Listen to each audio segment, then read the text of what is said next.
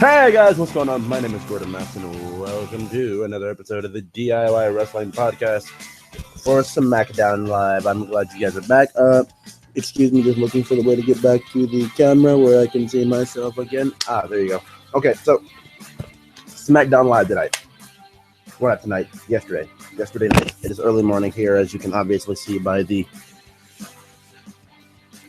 sky, even though you can't see the sky because there's too much light and it's a glare and yeah. Anyways, Smackdown Live. Really fun show. There were highs. There were segments that fell flat. Like, just things that could have been executed better that they really didn't put much thinking into. Like, yeah, whatever they do with this, though, like, we're fine. And like, we don't have to like put that much build into this match, even though they probably should. Okay. But either way, all around, I mean, it was a show that was still better than Raw, no matter what. Still better than Raw. So we're gonna move on through here. We're gonna get to the first thing in tonight's show. But before we do, I would like to ask you guys to go over there on Twitter and follow me, Fight Master Fight. It'll be in the comment section below. And you know what? I think I've said my piece on that, and we can get to the show. So for this, we start out Shane McMahon, and Shane McMahon is basically filling us in on the whole, what happened at Survivor Series. Credits everybody from the Raw Survivor Series team, and it's just like, oh yeah, okay, so we got Dean and Becky here. Well, not Dean and Becky. I'm sorry, that was a whole other thing. That was a whole other thing later in the night. That was just funny itself. Dean Ambrose eventually comes out to interrupt Shane after Shane brings out James Ellsworth, tells James Ellsworth he's basically getting a contract. So Ellsworth is getting a contract. Dean, because of his actions with the Shield and powerbombing AJ Styles through the table, was asked to leave the building. Why that's the case, I don't really know. Because, I mean, like, if anything, I mean, he was justified, wasn't he? I'm pretty sure he was justified. Dean was justified. Let's just be honest right now. Dean was completely justified to do what he did. AJ got him eliminated early in the night. And, I mean, come on. Okay.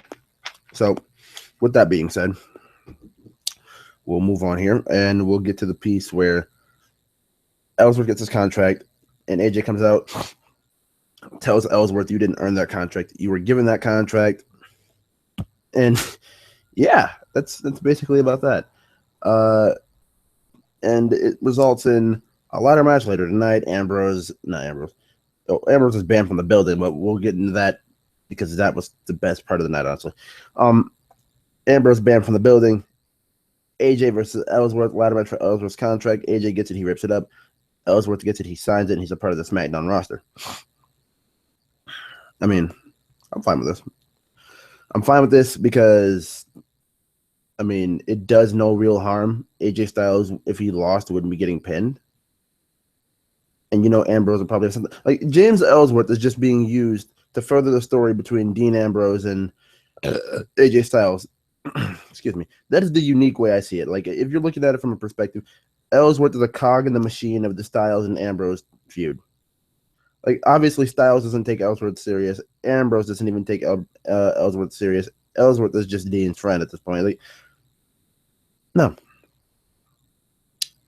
Okay, so let's get further in the show here. And where's my phone? Because I need to keep track of where we go from here.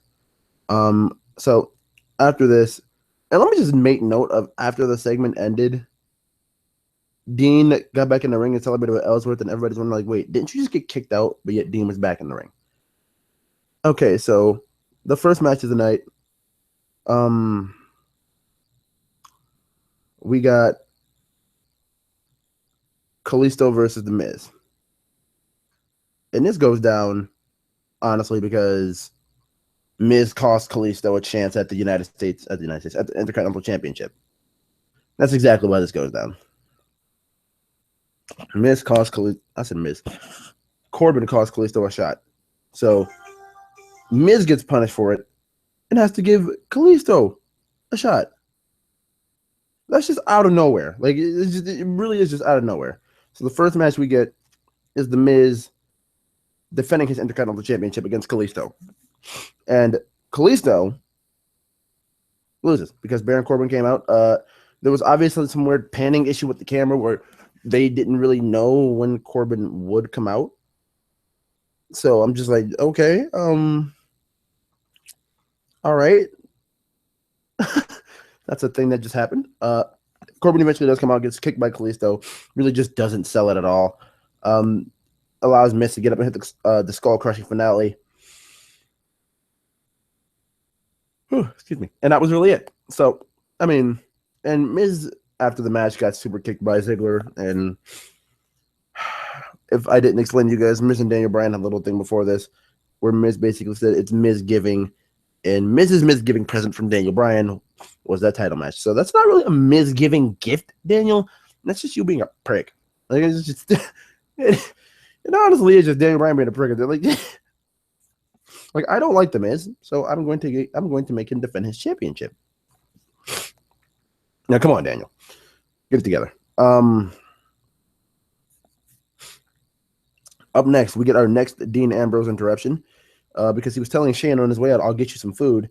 Dean went somehow in between a commercial break and a match, came back with pizza and offered it to Shane and Daniel.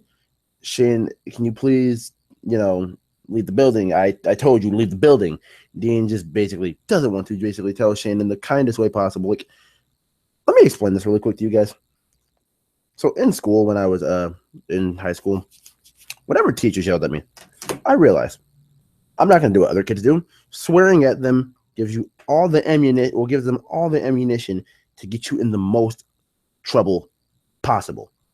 So what I decided to do was just be the biggest, most positive, irritating smartass I could possibly be. For example, like a teacher would yell at me like, "Oh, why are you," like, just the most random thing. "Why are you chewing gum in my class?" Well, I don't need my breath to stink. Spit the gum out. So I bite half of it, my teeth grind half of it and spit out, and then chew on another half of the gum.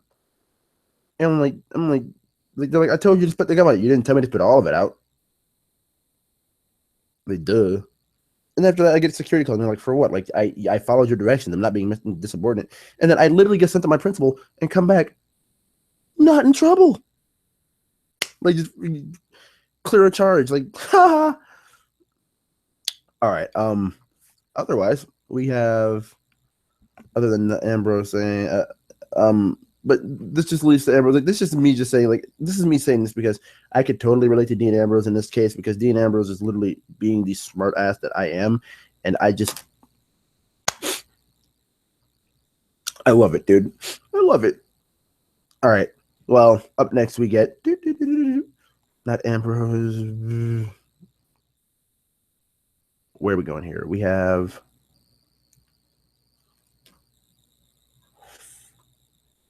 not Ambrose. Okay. We have Natalya basically who wants a match against Becky Lynch. Oh, and this leads to more with Ambrose.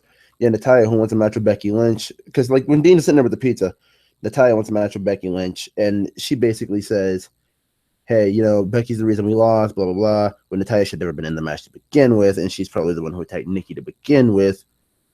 And then let's look at it this way. Natalya gets a match with Becky later tonight. And Natalya gets a match with Becky, and what's the other thing I'm saying? Natalya gets a match with Becky, and then Dean basically just sits there with the pizza, making pizza pounds with Becky Lynch. And at this point, I'm just in heaven because these are my two favorite people in the entire company. So I'm happy. I'm okay. I'm just fucking happy. Up next, if I can move along here, I think it was Natty versus No, it wasn't Natty versus.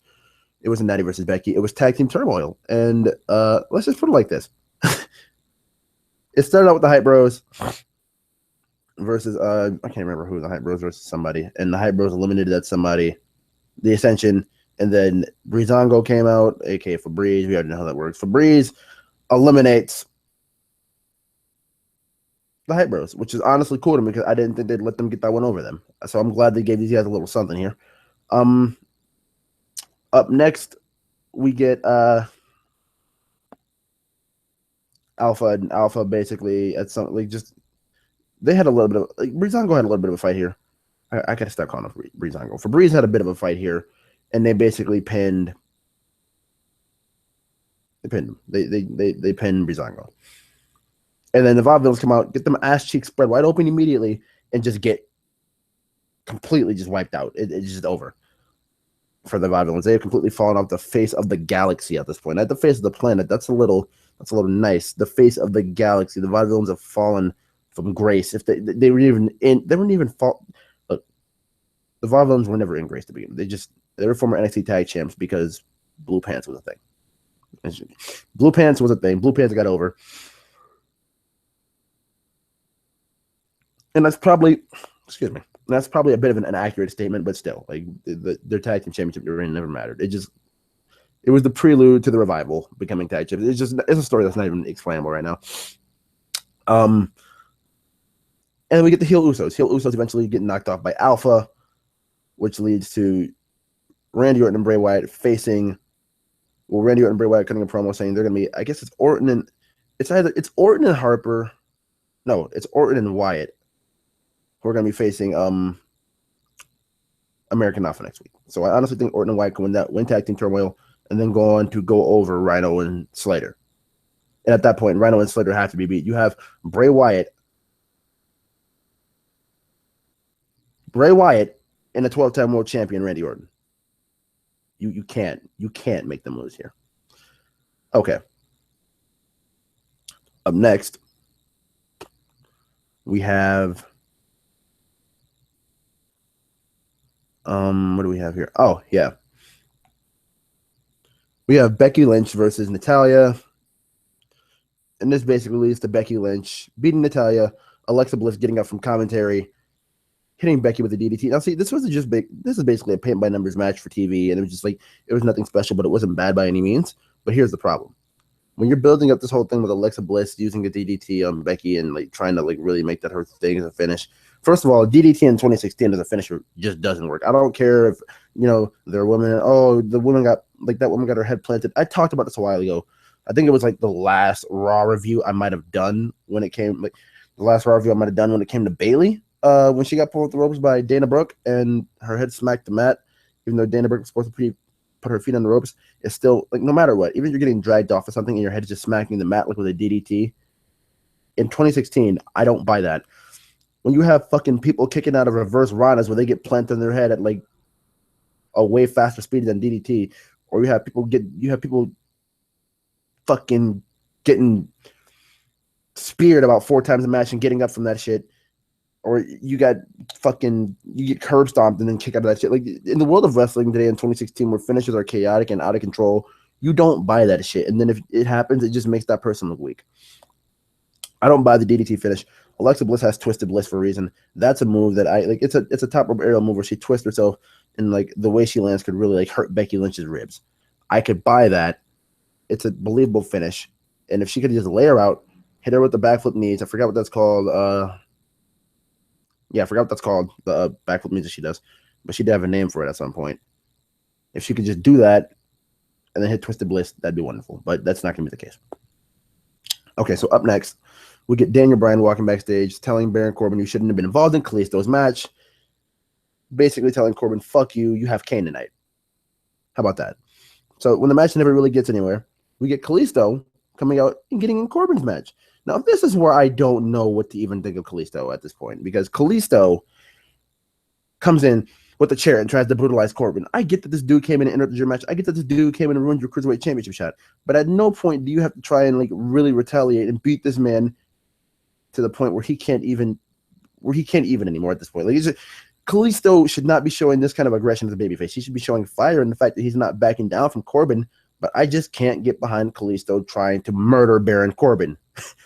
It should be the other way around, and then Kalisto should come back and like try and fight and show fire. But at no point should a babyface sit here and grab a steel chair and try and end another man's life after that. Like it just no.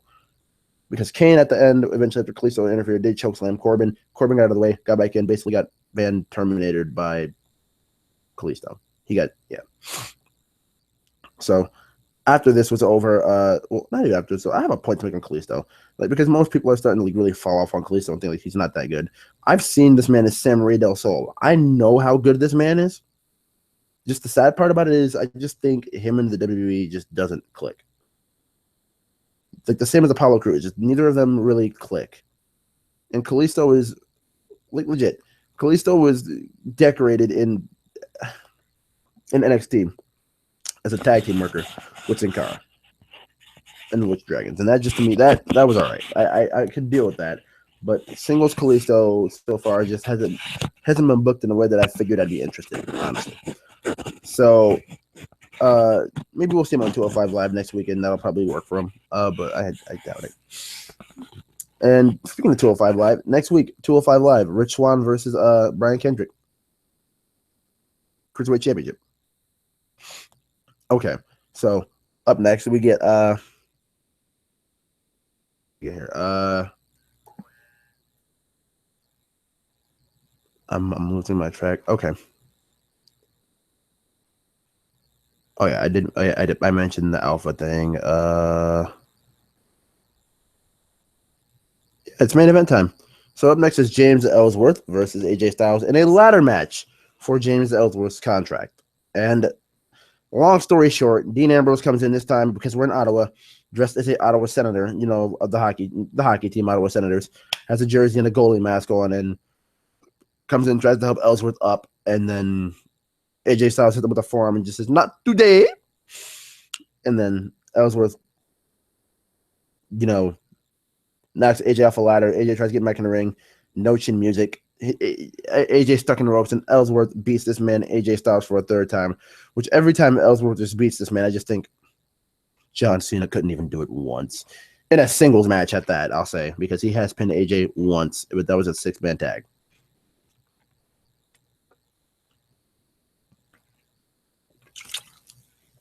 By the way, another finisher that I can't buy with the whole Becky Lynch situation and Alexa Bliss.